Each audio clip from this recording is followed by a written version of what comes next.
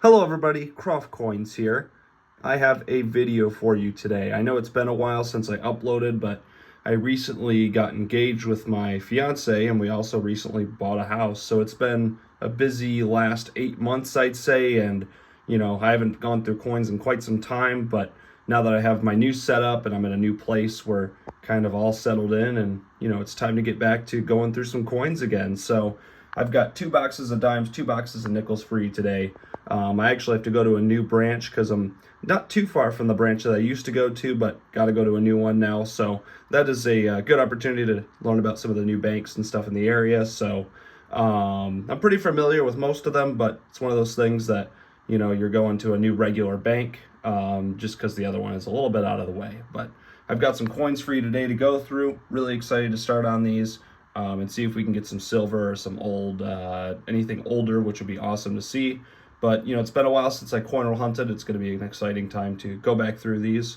Never really got out of the hobby, so if you guys were wondering why I was gone, that wasn't the reason. It was just had to move into a new place and, got a new setup, new desk, and a new place to record the videos, bigger space for me to work. I think it's going to be a win-win for everybody. So, got to go through these dimes first. We'll take a look and see if we got any silver or anything interesting in there, and then we'll move into our nickel boxes. Nothing in the dimes, so we're going to move into our first nickel box. Well, guys, we are on roll number 3 of our first box of nickels, and I see something awesome down there. But first, we do have a couple coins down here. I don't really pull out the 50s and show them too often, but we do have a 1952 right here. Take a look in the rest of the roll, see if we have anything. There's a 57. I don't really keep the 50s much anymore. Just had too many of them after a while, but we've got ourselves a Buffalo. Let's flip it over and see if we have a mint mark first. And we do. A Denver mint mark. That's awesome. Let's see what we've got. 1935 Denver. That's a great find to start this hunt off. Unfortunately, the dimes didn't have anything, but right away in these nickels, we're going to get ourselves a find. That's a great way to start. Let's keep looking.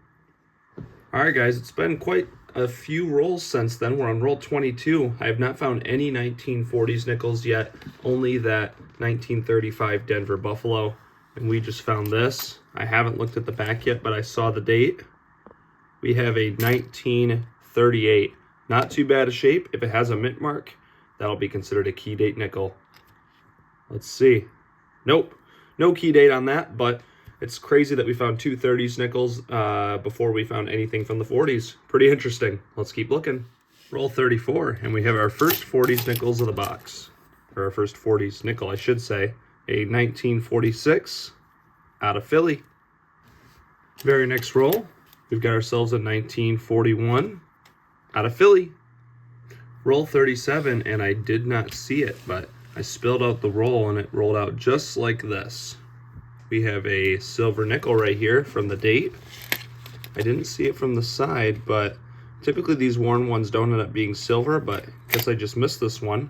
But we've got a 1945. Let's see the mint mark. Out of Denver. Not too common to get a Denver mint mark, but that is awesome. We got our first piece of silver today.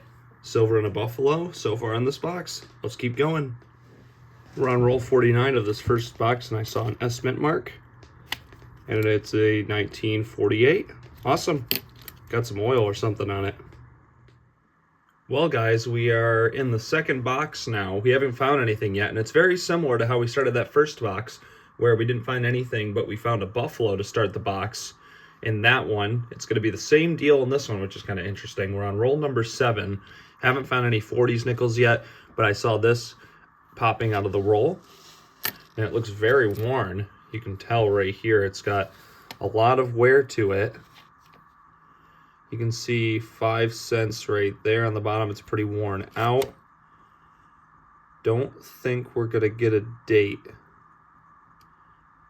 Possibly something there, but who knows? Not sure what the date on that one is, but don't think we're really gonna get much. I don't believe this is a raised 1913, but this definitely looks suspicious down here, how it's so worn like that.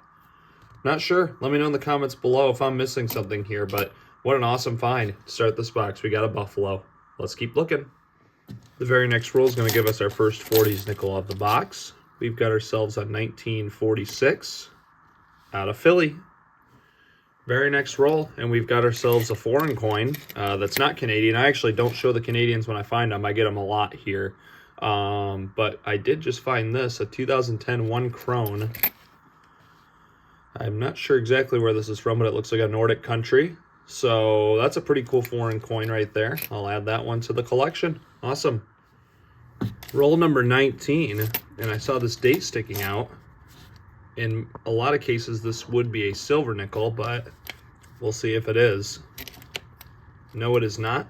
We would know if it's a silver if it had a mint mark above the building right here, but this is just a Philadelphia non-silver version. It's pretty crusty. All right, guys, we're on roll 23. I flipped the roll open, and we got 2 coins. This one flipped over already. It's another non-silver 1942 Philadelphia. Much nicer shape. It's got a gash on there, but much nicer shape than the last one. And I saw this as well. We've got a 1946 out of Philly. I just opened roll number 30, and I see something right here. It looks like another worn buffalo. We're going to turn it over first. See if there's a mint mark. I don't see one on there. Just looks like a Philly. And that's also a no-dater. Yeah, 2 no-date buffaloes in the box so far. Nothing else, but one of these times we're going to get something with a date, just like that first box.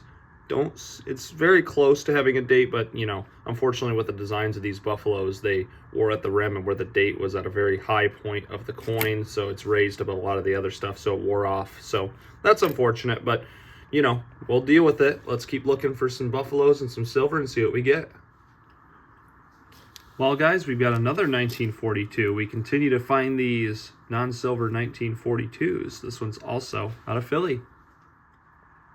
Roll 35, and this coin flipped out. 1946 out of Philly.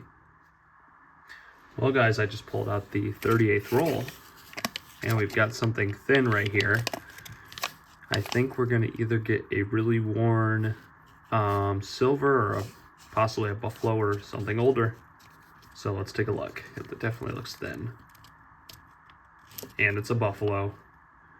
And is there going to be a date? That's the question. Don't think this one's going to have one either. Well, the backside looks a lot different there. There's no mint mark. But it is a buffalo nickel, so that's our 3rd of the box. Awesome. Let's keep looking. Roll 41. And we may have another old one. This one's super thin as well. I just peeled this back. See if there's anything else in there, but this one right here looks pretty skinny. Oh, it's a Canadian. That's just my luck right there. But, hey, edge searching nickels can be, you never know what you're going to get. Let's keep looking. So here are the finds that we ended up finding in this box hunt. We didn't find anything in the 2 boxes of dimes, but the 2 boxes of nickels gave us a bunch of finds. It's always a good day if you find 4 buffalo nickels, regardless of the date or no date.